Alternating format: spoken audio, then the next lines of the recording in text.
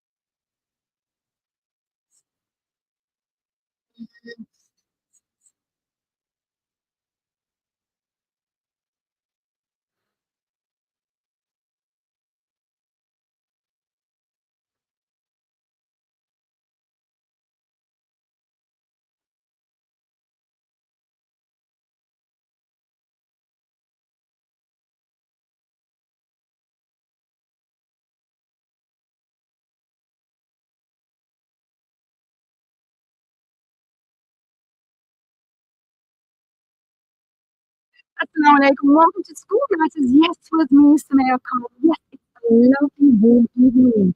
And then there's a cold front coming. Well, we all are waiting. I think in Durban to take out our boots and our jerseys. Well, hopefully not too cold. Yes, we are taking back our children from the ills of society, reclaiming their innocence, values, and future by restoring strong families, guiding principles, and safe communities. We live in a time where the influence of social media, peer pressure, and moral confusion threatens to pull our children away from the values we hold dear. But we are not powerless.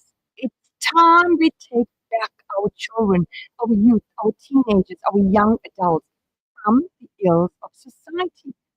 By being present intentionally and united.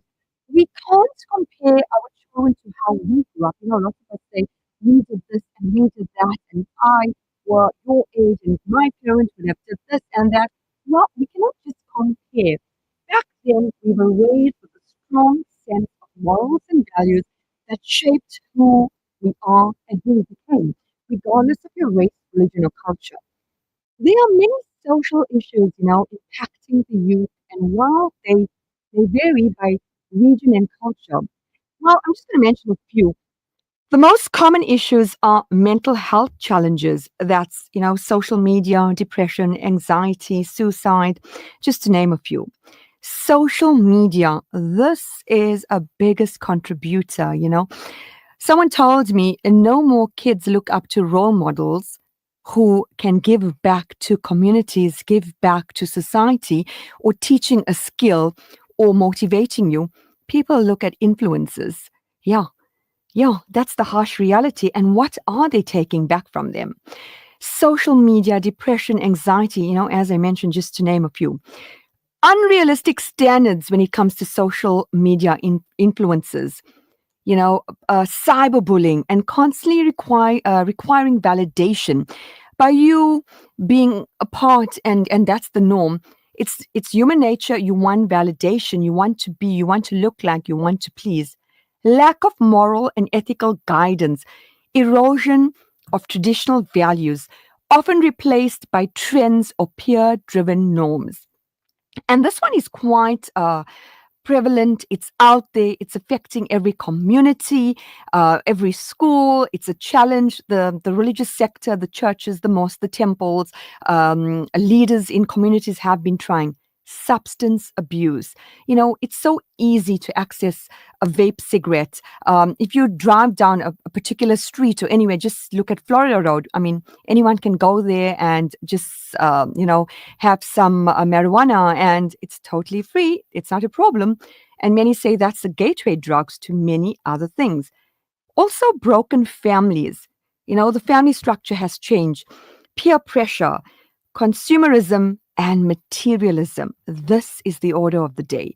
Exposure to violence and crime and a lack of direction. So our youth today do not know which direction to go. And these factors are, the main factors, if you look at it overall, which contributes where we tend to lose our youth, our teenagers, our young adults to the ills of society. Well, we have the experts in studio. No first time to School Matters. We have Councillor Remona. Good evening. How are you doing? Good evening, Sumaya. Thank you for having me once again. It's always a pleasure to be here. Well, we spent Saturday together. Yeah.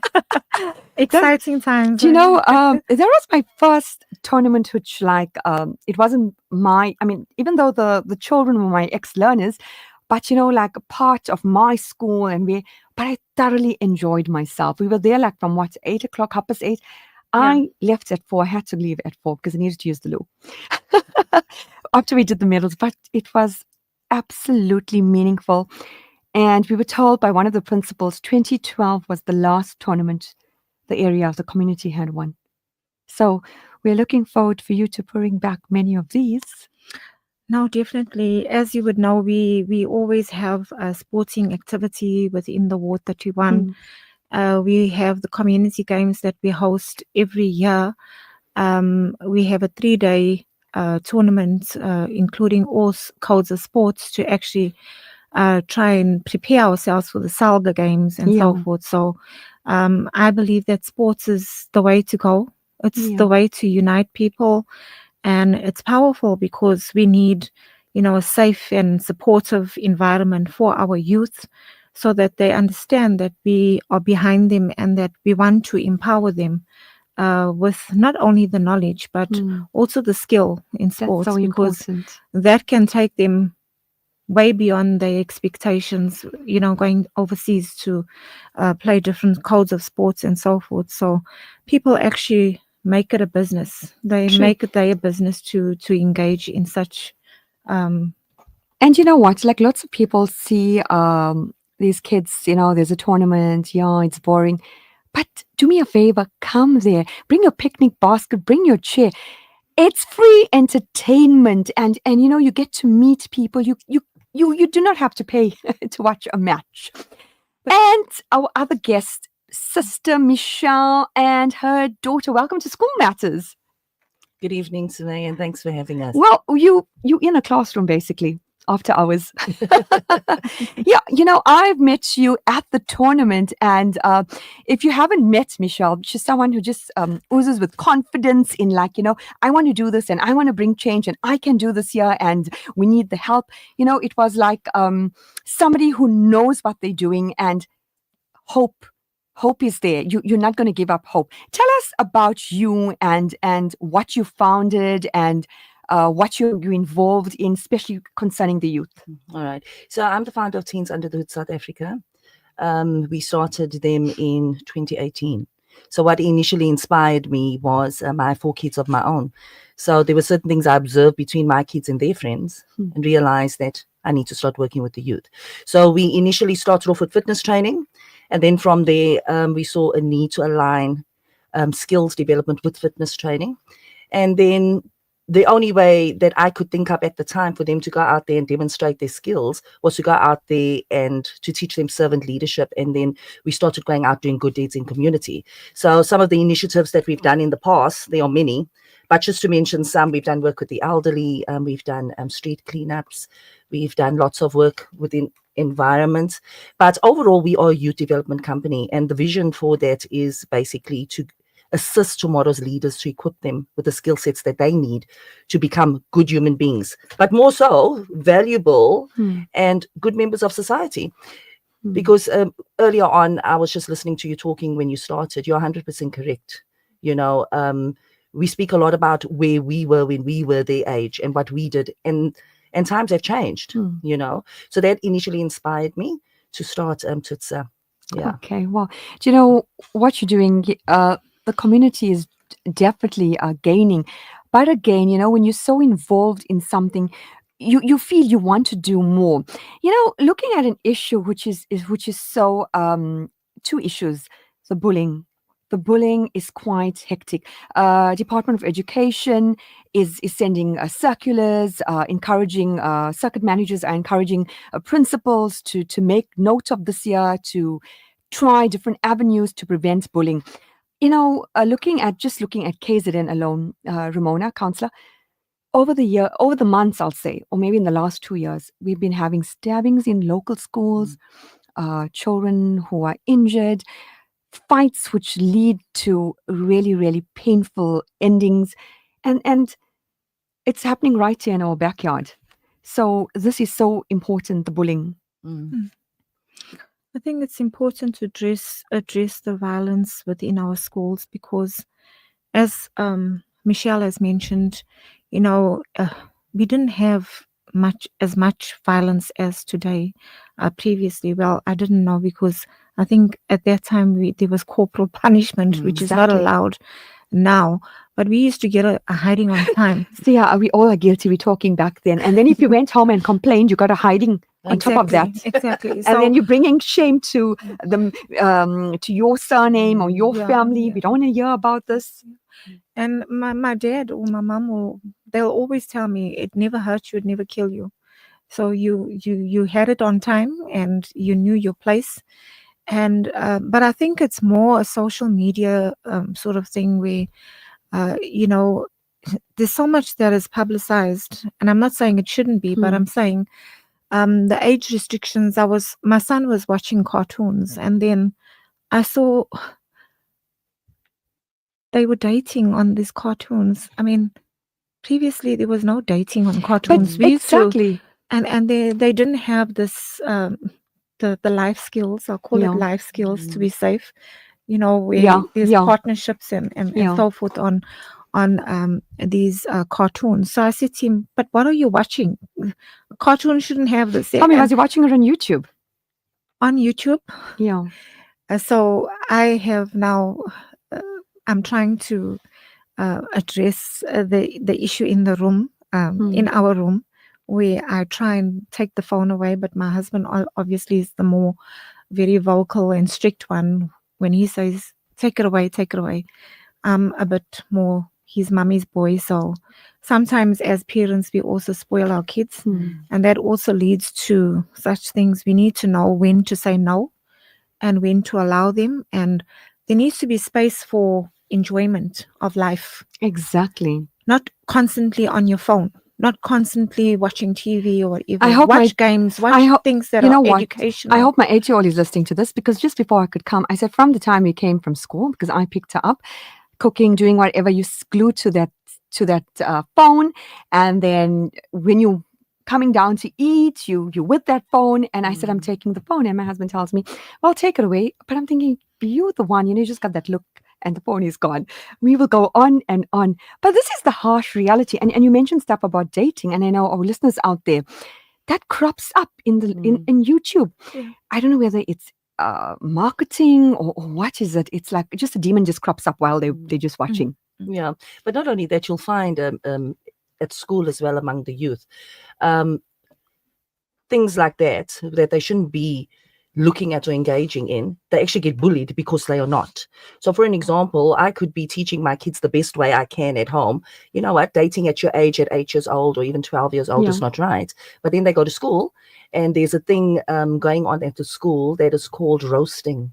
I heard about that. Yes. It happens. I've seen it. So if you now do not do certain things that other kids your age are doing, you get roasted. So that roasting has the ability to really roast a child. So I often picture now when they say I roasted so and so, it's like I picture this chicken that's in the oven and it's being roasted, but it's turned on very high. Yeah. And when you come out of this oven, you are roasted so badly that you know when the chicken turns black, and the fumes of the chicken are going through the house, because are these kids realizing that by the time they're done roasting this other child, that's the effect that it's having on this child. And since you're mentioning that, I witnessed it, I seen it, and when I corrected learners, well, this is the game we play. But then you're picking on mothers and fathers, and it gets vile, and it actually is like so distasteful. But for them, it's like we're roasting. But you must always notice the child who got it the worst, as you said, comes out. They won't show it. Broken. Totally broken. 100%. So whatever we do at home is undone. And also a lack of confidence. It doesn't, children don't have confidence after that. They're broken inside to the point that they wonder, why is this person saying this about my mom or my dad? Did something happen that I don't know of? Then they start asking themselves questions, and it leads just from one thing to the other. So Exactly. It's you the pro. You got 4. You got 3. 3. I just got 1, and I'm still learning. Do you know, like when your child comes home and tell you a story and the tears are rolling? Like my daughter came. Yeah, I'm talking about myself now. She came home and she's saying, Mommy, I have this friend, and there was another friend there, a new girl, and she invited this other girl for the party, and she told her, no, you are so ugly, you're not invited. You can come, but you need to pay for your own ticket, whatever. And she's telling me this story, she's crying. So I tried to explain to her, in life, you're going to meet different kinds of people, and not everyone's going to be like you. Remember that. So I'm thinking to myself, okay, so now you're like 8 and now you're getting exposed to this. So we can't cover our children or shield them, because how are they going to cope when they end up adults? Now, you came here with your 3 kids, Michelle. When I met your daughter, we were talking about school. There were members of the Department of Education, Mr. Shangase. He was supposed to join us, but I think he has urgent business. He's probably listening to us. Definitely, you owe us a rain check. So we were talking to your daughter, and she laughs and says, I'm out of school for 6 years. Well, you know what? After a certain age, just pray you still look youthful. Can you tell us? Yeah, welcome to School Matters, and tell us a little bit about you and what you are involved. And I wouldn't say your mom's side chick, but you are so involved in what you do, and you are so passionate. Oh, thank you so much. It's a pleasure to be here. So I am, well, my mother prefers to call it the youth lead. I just see it as I'm Jamie. So what we do is, it's just the facilitation. So usually I'll go into schools and we do life skills development with them, just to teach them topics that the schools aren't teaching, but it's to ingrain it in them. And you'll find the topics that we speak on are really, really simple. So it's love, respect, freedom. Those are all our values, support. And I feel like it's just about, children only know what they have been exposed to or what they taught. And we'll find a lot of them don't really know these simple things. So for us, it's about ingraining a thing that in them, and that being the foundation, because at the end of the day, the youth is our future. So it's about starting with them. You are out of school, but how was it when you were in school? Tell me, does the bullying just get more modern with technology? Well, I wasn't allowed a phone in school, so I can't speak for that. But there was definitely other stuff that went on. You were talking about mental health previously, and that's something that I myself have struggled with. And I have experienced bullying in school. You know, as a teenager, you go through certain emotional things. It affects your mental health.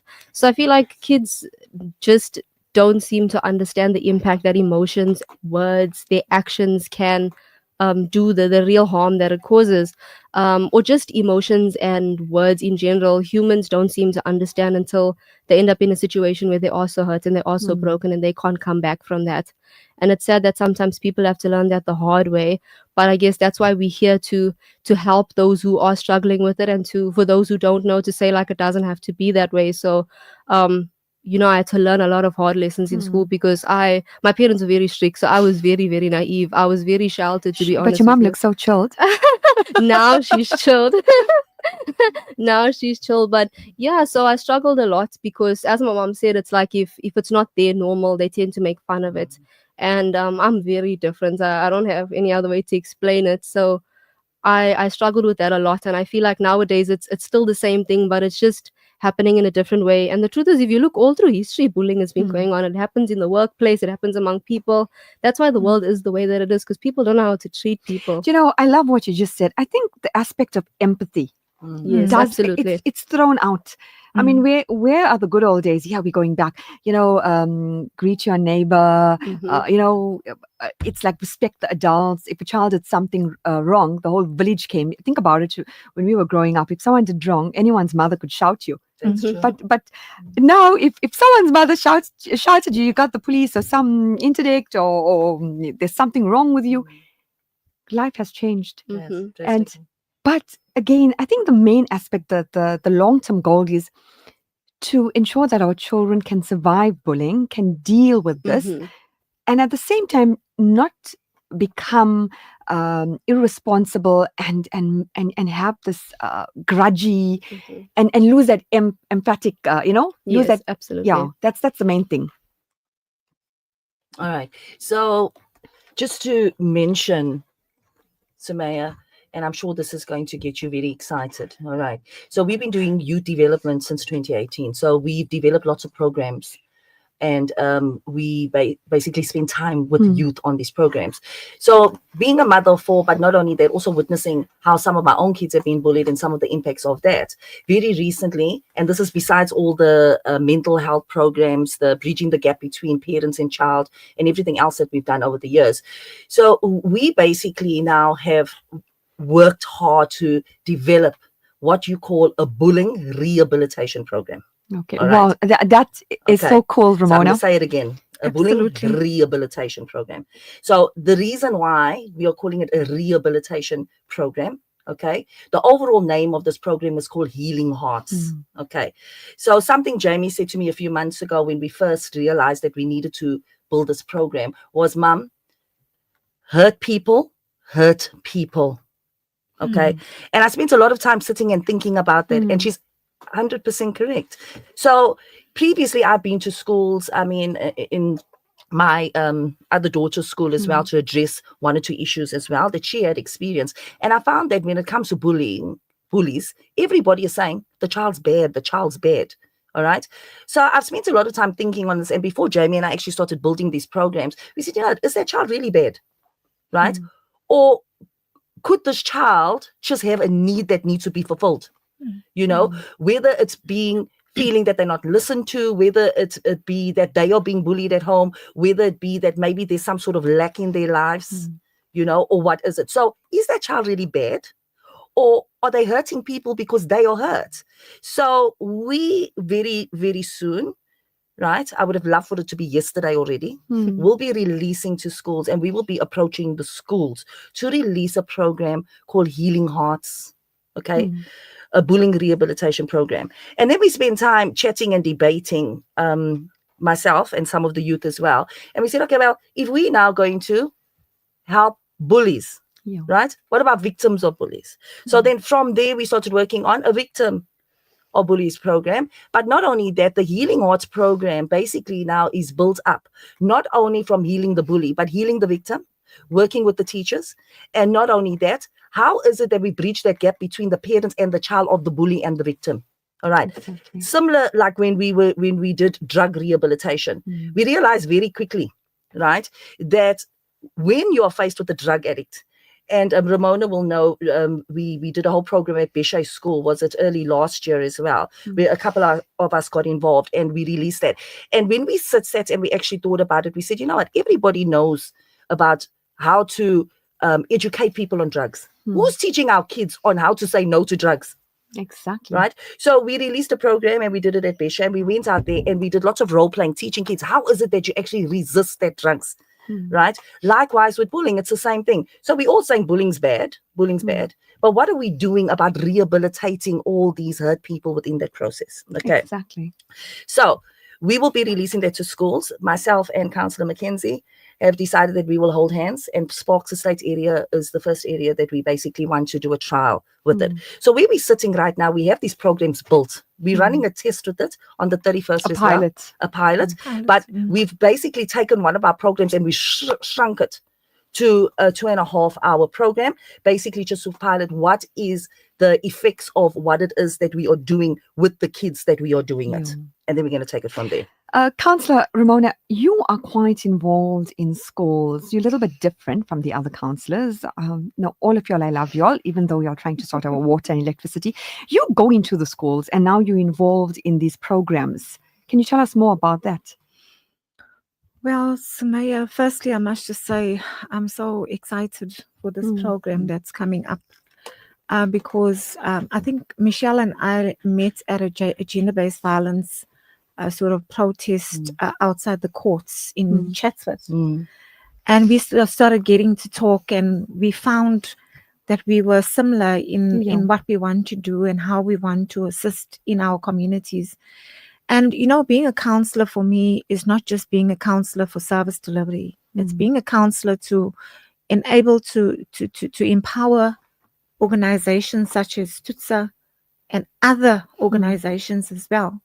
We must never ever be selfish with our knowledge. We must never ever be selfish with exposing people who can assist within our communities. And that's the first thing that I thought of. And I think this is going to really bring positive change in our communities, because as there's so much violence and there's been so much incidents in our schools, and we need to start with programs such as this. And this is what actually drove me to want to assist and to want to do more in my community. And this is not the only program that I'm involved in. I'm involved in many other issues and things that I don't boldly expose, because I feel that at times, as you know, people need their privacy, and there are times where you can engage on a platform such as this. So I'm very excited because it will curb violence. It will teach people how to interact with other people, and you know, just for us to love each other. But for me, loving yourself is the first thing, because if you don't love yourself, you can never ever put that love out to the next person. That's so true. Do you know, speaking to the Deputy Principal of Centenary, Mr. Pillay, if you're listening, you can do what you did last time. I think couple shows back asked if, you know what, he never knew I was on radio, and he called me and I told him, Raymond, I'm on radio and I'm putting you on a loudspeaker, and we had a conversation. You know, he mentioned something, Ramona, when I was interviewing him. So I said, you know, our youth, our children right here are the future leaders. He said, but we are the leaders of today, and we need to lead them. We have to enable them. Exactly. We have to And enable them. you know, that just stopped, because like we all of us want to bring change to the youth, but what are we as individuals, as adults doing? You know, saying that, Sumaya, we have leaders and we have leaders. And the reason why I say this is that at times we have leaders who want to just take a photo and say I was there. And there are leaders who actually want to be there, that want to be involved and want to do good and create that positive change within society. So I think having leaders act in like what I am doing now, assisting somebody else or an organization to be heard out there, so that other people can reach out to the organization and this organization can grow. And I think empowerment is a huge word, but how do we empower people? That's what we need to look at. How do we empower people? Do we empower people for our own gain, or do we empower people to really make the change? And that's what people need to realize, that there's a difference. You've got to empower people to bring their change, not to sort of grandstand and make it known that you were the person that was there or whatever. You need to, like yourself and I, we were there from 8 until the end. So that is what I call community participation and leadership. It's being there, actually feeling being there in the presence and feeling the love, the spirit, and the enjoyment of that specific event or whatever program or whatever. I go to so many programs, I enjoy, I learn, and I say we're never ever too old to learn. But I have developed an attitude where as adults we also get bullied, mind you. Oh, exactly. And especially as women, because people don't like to see women in power. But why is that? Like, even if you're looking at jobs across the spectrum, they say, you know, women, if they get that post, they should move up. But then why do sometimes management feel like, no, let's put a man, he can govern better? I think it's an agenda. It's a sort of it's arrogance for me. We don't need to be arrogant, because in society as women we've had to build ourselves because of certain social ills that we've been through in life, and that has only empowered us to become greater people.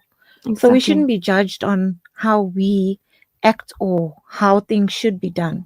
There should be equal opportunities for all, because we've proven in society that we can do anything. Exactly. Do you know, Ward 31, I'm saying this, I think we are quite blessed and lucky because we have so many leaders in the community who want to bring change, and we are lucky to get them onto Radio Al Ansar.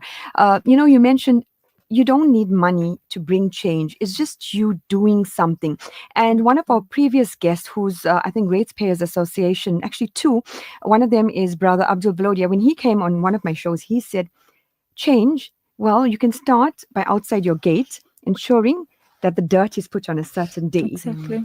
There's the change. You can start by checking up on your neighbor. Mm-hmm. Change. And then I think, I was mentioning him, if he is listening, Deez Ahmed from the Musgrave. I think he's Ratepayers Association. He's an awesome person. Deez Ahmed is actually he's a award committee member. Okay. And he's in business and entrepreneurship. That's his portfolio. And before even I was elected as a councillor, he offered to assist me. He said, let's hit the ground going. And he added me to the groups. And he was just so, Helpful. vocal and so helpful. And I don't think he would ever change because it's ingrained in him. But since you're mentioning that, and not because he knows me and what I do, whatever, but sometimes like around the Musgrave area when there's no water, he'll message me, there's a tanker coming out, do you all have water? Mm-hmm. And when I chat to like local residents, they say, no, these check up. He checks up. He does. And he follows up on issues.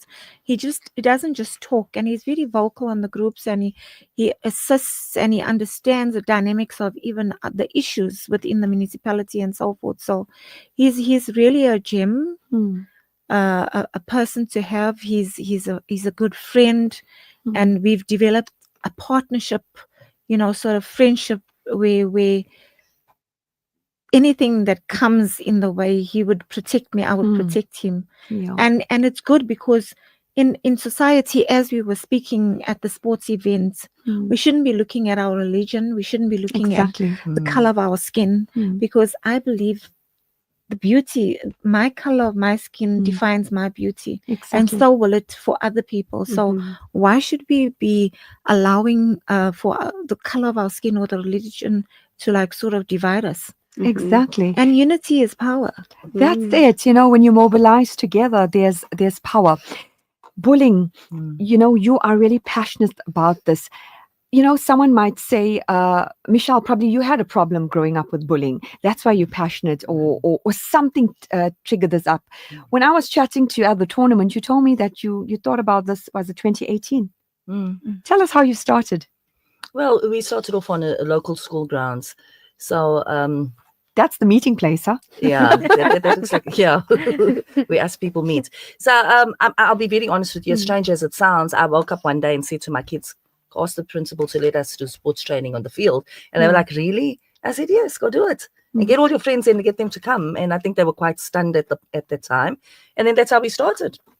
And we started off running and doing relays. And before you knew it, I had this whole group of kids. And then just while chatting to them, I found, you know what? I can see a lot of these kids come from backgrounds of hurt, of abuse, of being told that they can't do it. So I taught Jamie, she's got a twin brother as well. So I taught them how to build outcomes-based programs. So while her and I were doing the life skills programs, he was doing the fitness programs, and we were aligning a topic to everything that we were doing. And before long, we even added a spiritual aspect to everything. And then in conversation the one day, I said to them, do you know what it's like to go and work with the elderly or to feed the needy? And they said, no. That's okay. Well, what we're going to do now, we're going to start with all the skills that I'm giving you guys. We're now going to go out in community and we're going to demonstrate those skills. And then from there, we just started to grow and grow. Before you knew it, we were in different communities. We were doing hands-on youth development. Then we started teaching leadership. Then we started teaching teamwork, assertiveness. Then we said, okay, well, now we're going to decide what our values are.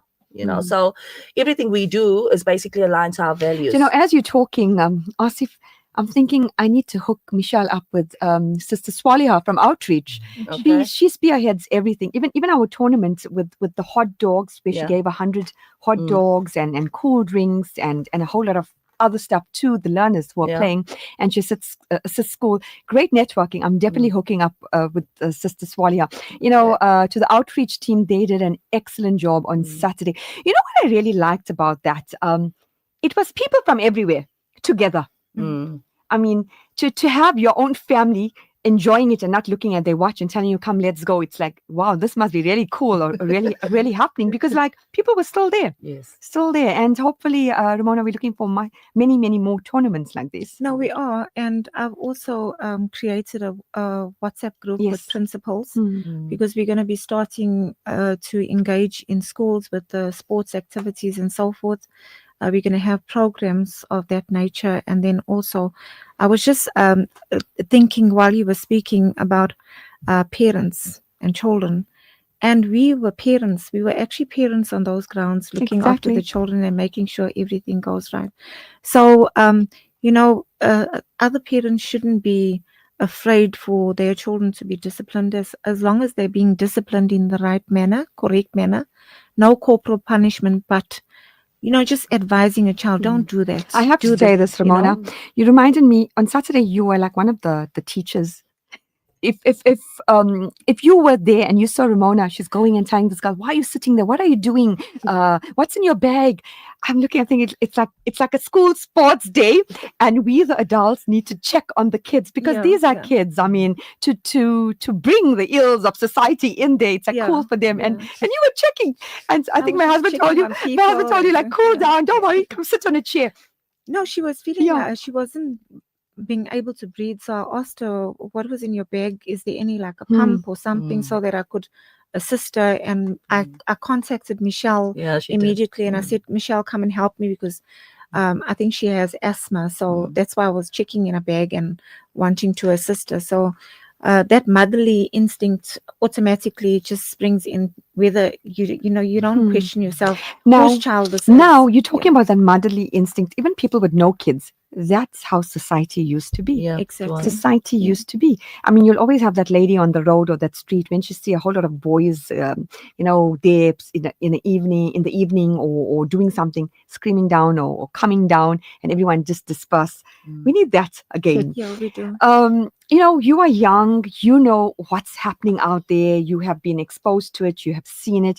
What advice do you have for the child right now in high school who's being bullied and is about to snap when I mean, or break down, either by stabbing a child, hurting a child, and yet they're on the receiving end, they are not bullying. And when you investigate, Michelle, this is normally the case. So I would say just understanding that, first of all, a breath is very important. When you breathe, all thoughts stop. It's something that's so healing. What I will say is that you are seen, you are heard, and you matter. This is someone that, as you said, they're being pushed to the edge, and they obviously feel like that's the only option that they have. Whenever we are connecting with the youth, as someone who is youth, I always try to advise them.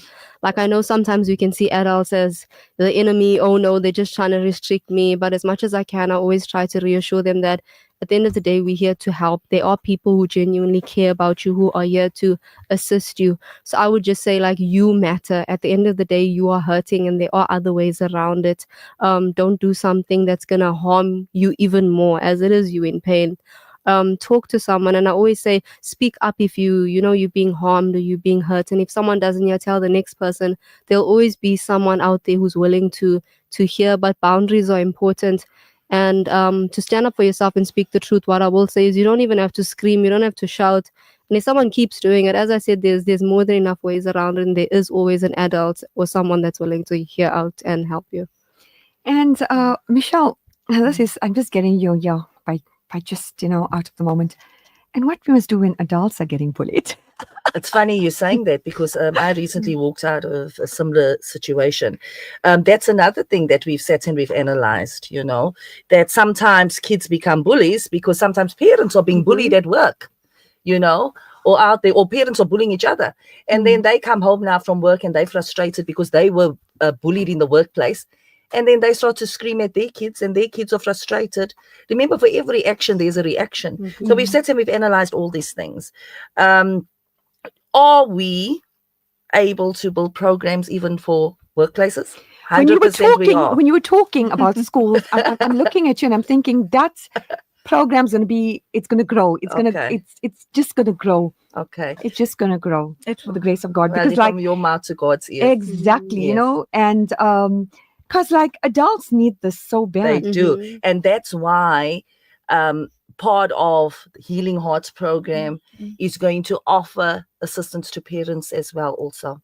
Okay. But not only that, what about the teachers? You know? So remember, when it comes to this bullying, it's not only the kids that are affected, there's a ripple effect. Yeah. So I was using the analogy earlier about a drug addict, right? You send a drug addict to be rehabilitated as a drug addict. They come out of that rehab center. What people are forgetting is, right, the family also needs to be rehabilitated and counseled. Exactly. Because remember, it's a likewise with the bully. So if I have a child that's bullying everybody's children, after a while I get frustrated with the child. Why are you bullying? Why are you bullying? Like the drug addict.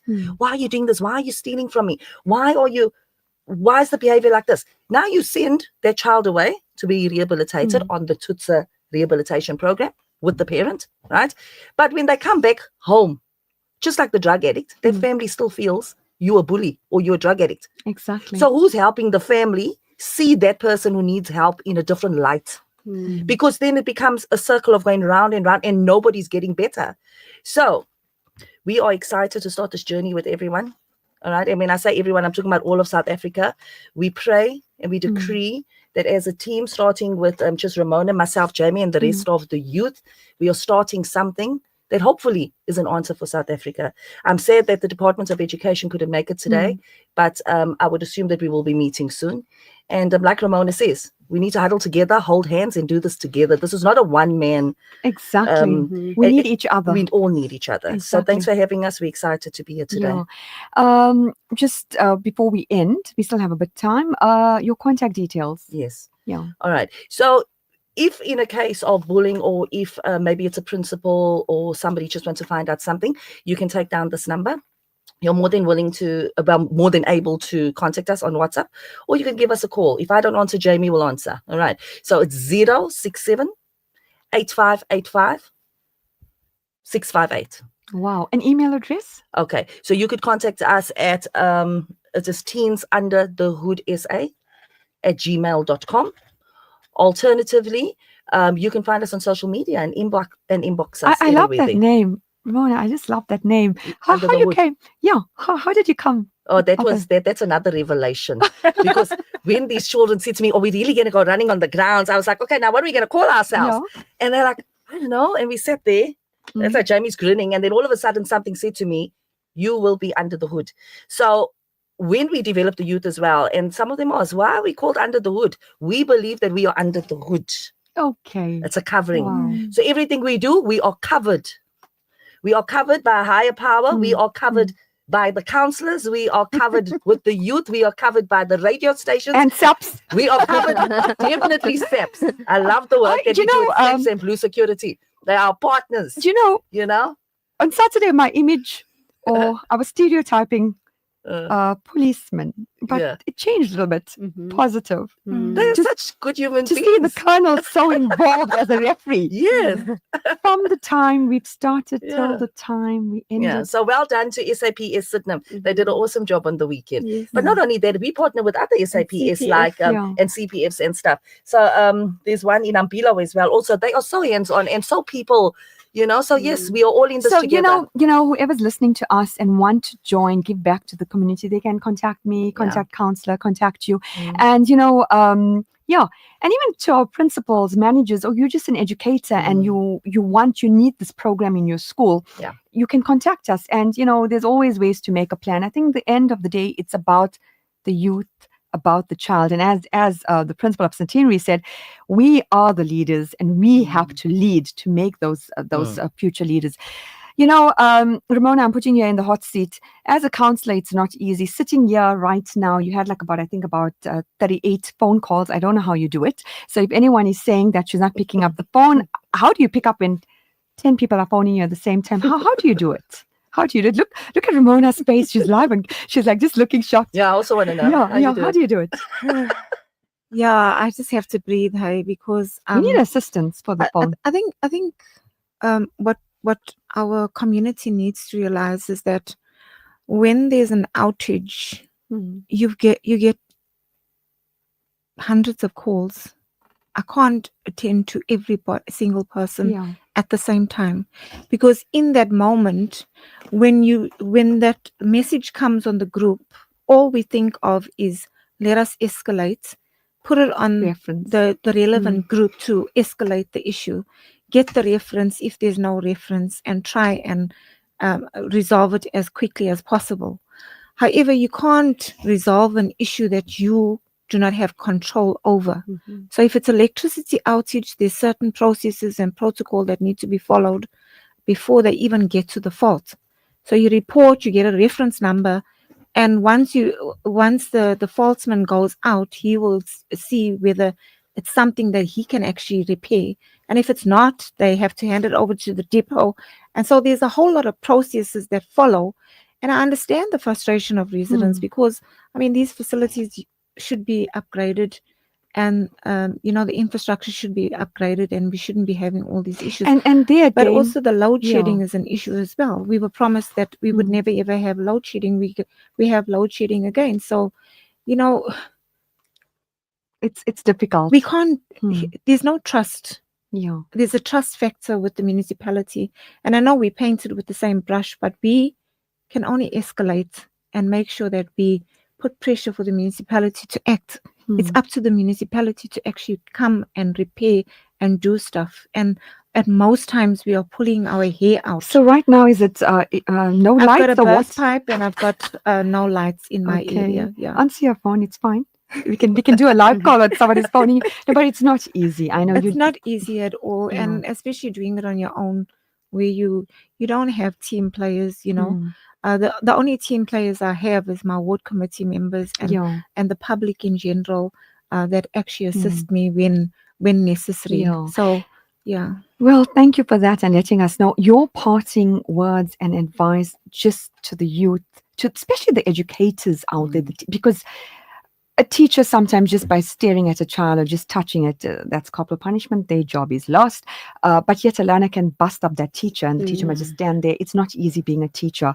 As you know, if you're looking at the press and media, teachers are leaving, especially the government sector, early retirement. What words of motivation, encouragement, and just to do each day? I think, Sumaya, it begins with the stresses of life. Sometimes stresses of life enable us to act without thinking. Yeah. But I always say to my children, listening is a skill. Exactly. So if you listen carefully, you'll be able to implement or handle any situation in a proper manner. But if you don't listen, I can say something, you didn't listen to me, and you just grasp. You can start shouting at me. Exactly.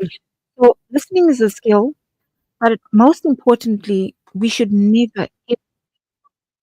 Suicide is one of the issues that in society is a huge issue, because people think that there's nowhere to go, nowhere to, you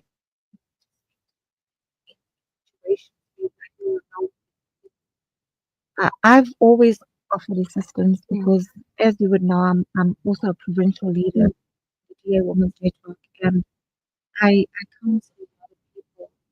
Counsel as I'm a professional counselor, but I always give advice. I try to comfort people. I try to make them feel, included in society. Inclusiveness is so important. Because if you exclude a person, that's where the problems start.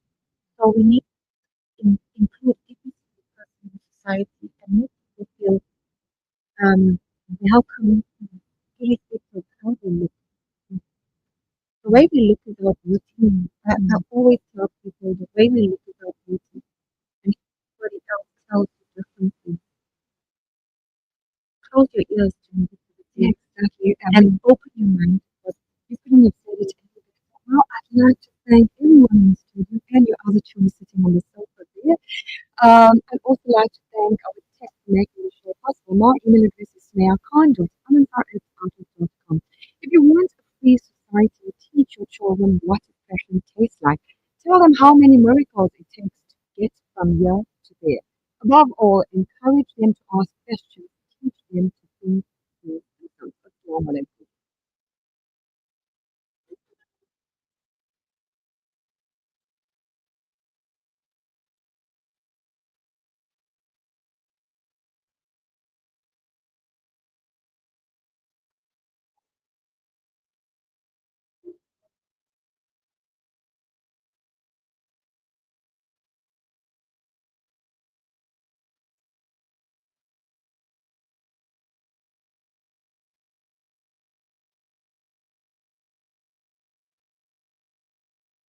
Radio Alan 24/7, 360.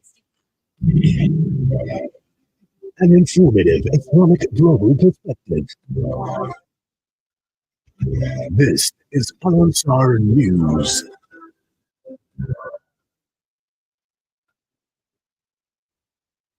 Making news this now, the 20th of May, the news from Durban 90.4 FM, with Maritzburg 105.6 FM. Health workers protest after Prince Mshiani, intern doctor, dies, REMONA. Health workers and activists have been picketing in Umlazi today to demand justice following the death of a medical intern last week. Little Umlazi collapsed while he was at work at Prince Mshiani Hospital. The report says the 25-year-old was allegedly forced to report for duty at the pediatric ward last Monday despite being healed. The